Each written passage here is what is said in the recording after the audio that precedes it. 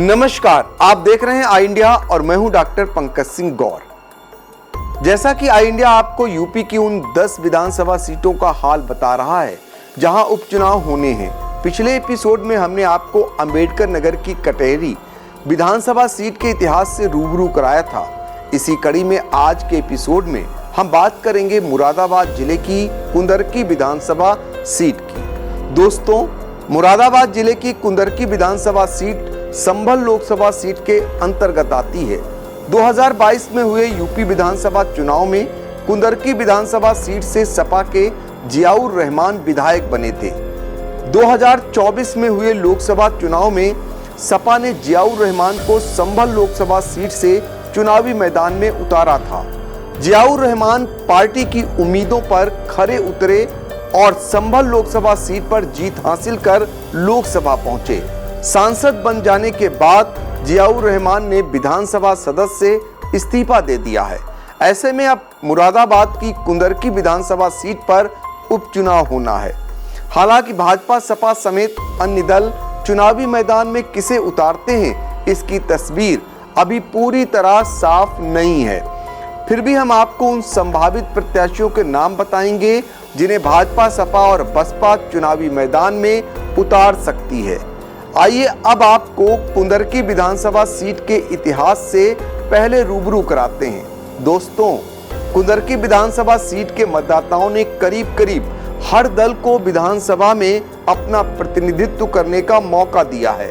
हालांकि यहाँ सबसे अधिक सपा के उम्मीदवार को जनता ने विधानसभा में भेजा है, जबकि भारतीय जनता पार्टी के उम्मीदवार को महज एक बार ही जीत मिली है। इस सीट की राजनीतिक पृष्ठभूमि की बात करें तो 1967 से अस्तित्व में आई इस सीट से 2017 तक कुल 14 विधायक निर्वाचित हुए हैं। पहले चुनाव में जनता ने निर्दलीय उम्मीदवार विधानसभा भेजा, तो वहीं भारतीय क्रांति दल को 1, कांग्रेस को 2, जनता पार्टी ने 2, जनता दल 2, बीजेपी 1, बसपा 2 और सपा को 4 बार कुंदरकी में जीत दिलाने का काम किया। कुंदरकी सीट पर पहली बार 1967 में हुए विधानसभा चुनाव में निर्दलीय माहीलाल विधायक बने। फिर 1969 के चुनाव में भारतीय क्रांति दल से माहीलाल दूसरी बार विधायक चुने गए।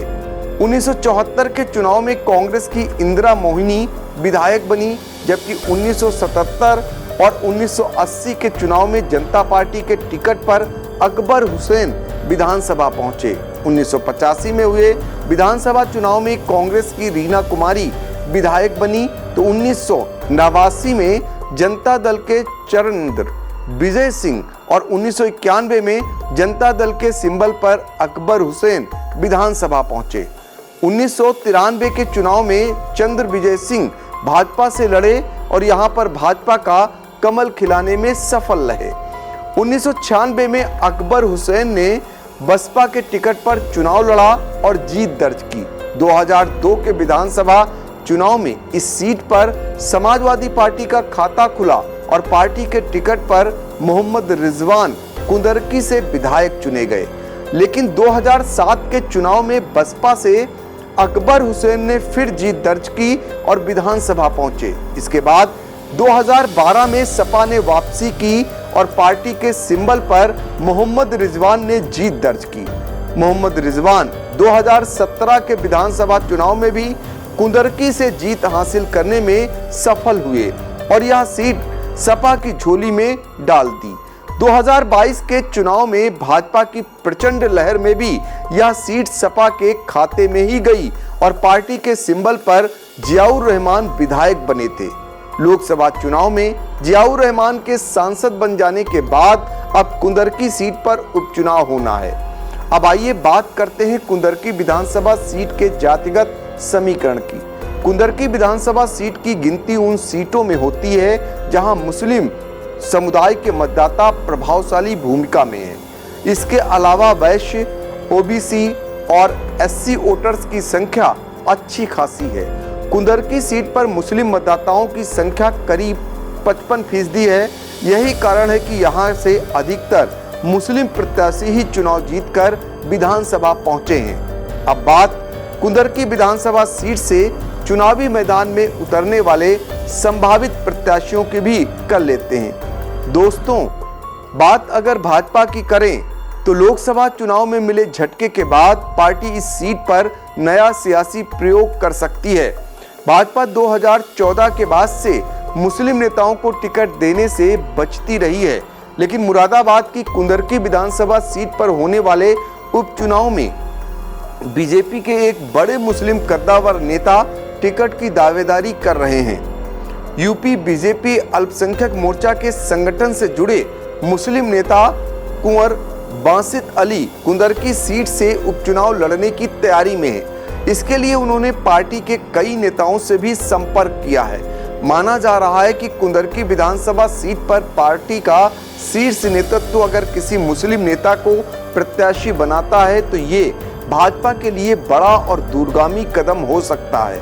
बीजेपी अगर कुंदरकी लोकसभा सीट पर सियासी प्रयोग के तौर पर बासित अली पर दांव खेलती है तो मुस्लिम राजपूत समुदाय से आने वाले बासित अली यूपी में विधानसभा चुनाव का लड़ने वाले भारतीय जनता पार्टी के पहले नेता होंगे। वहीं सोमवार को भूपेंद्र चौधरी के साथ योगी सरकार के मंत्री और आरएलडी के विधायक अनिल कुमार की अहम बैठक के बाद कयास यह भी लगाए जा रहे हैं कि मुस्लिम बाहुल्य वाली कुंदरकी विधानसभा सीट आरएलडी के खाते में जा सकती है और कुंदरकी से राष्ट्रीय लोकदल किसी मुस्लिम प्रत्याशी को मैदान में उतार सकती है।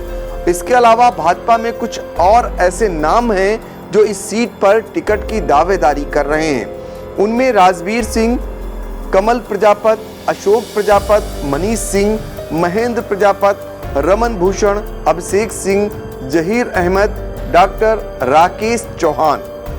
जबकि समाजवादी पार्टी की तरफ से कुंदरकी सीट पर पूर्व एमएलसी हाजी रिजवान का नाम सामने आ रहा है। दावा यहां तक है कि इनके नाम पर करीब मोहर लग गई है।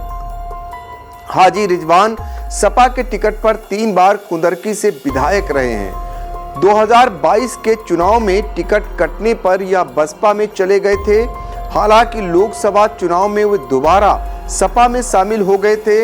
हाजी रिजवान के अलावा सपा में कई और ऐसे नेता हैं जो इस सीट पर टिकट की दावेदारी कर रहे हैं। उनमें पूर्व सांसद डॉक्टर एसटी हसन, पूर्व विधायक अकीरुर रहमान, पूर्व विधायक लाखन सिंह सैनी, साने अली शानू, अनीस चौधरी, मोहम्मद तौहीर और मोहम्मद नावेद के नाम शामिल हैं।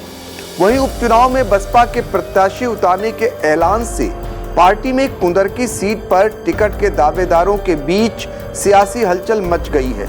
सूत्रों की माने टिकट नहीं मिलने की स्थिति में अब सपा और भाजपा के दावेदारों ने इसे विकल्प के रूप में मानते हुए बसपा नेताओं से संपर्क साधना शुरू कर दिया है। वहीं बसपा से टिकट के लिए 5 से अधिक दावेदार सामने आ चुके हैं। इनमें बब्बू, नवंबरदार, वसीम, अनीस चौधरी, मेराज चौधरी, सत्यपाल कश्यप के नाम सामने आए हैं। फिलहाल आज के एपिसोड में इतना ही। आपको हमारी यह स्टोरी कैसी लगी कमेंट बॉक्स में जाकर अपनी राय जरूर दीजिएगा। एपिसोड के अगले अंक में आई इंडिया आपको अलीगढ़ की खैर विधानसभा सीट से रूबरू कराएगा।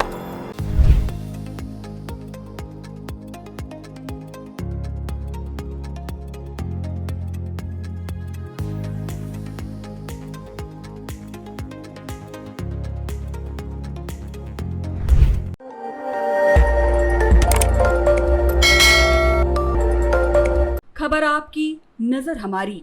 देखते रहिए आई इंडिया।